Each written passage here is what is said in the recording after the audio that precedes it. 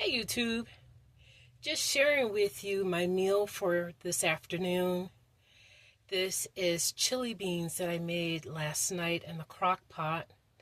I used two different types of canned beans.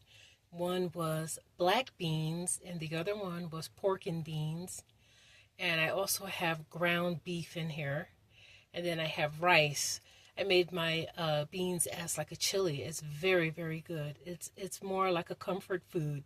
So try my recipe. If you want more information, please subscribe to my channel and I will send you detailed information. Thank you. Bye-bye.